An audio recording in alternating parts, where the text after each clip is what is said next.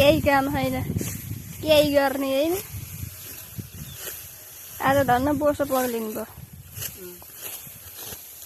धेरै दिनपछि बिस्तारै उठेर बाहिर देख्न पाइयो घामको मुख फोडेको। घाममा अनुहार हेर्दाखेरि यस्तै अनुहार देखाउँदा घाममा अनुहार हेर्दा कति कालो। भित्र मात्रै गरौँ। भित्र इन्डोर सुटिङहरु चलिरहेको छ। भित्र हाँडे जस्तो देखिन्छ। अहिले बाहिर चाहिँ अलिअलि मान्छे हो कि भनेर चिन्न सकिन्छ, नै त चिन्न मुस्किल पर्छ।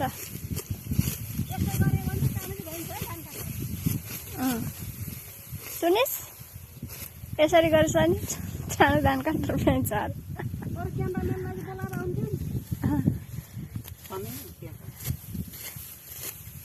101 क्यामेराम्यान हुँदा हुँदै अरू को चाहियो।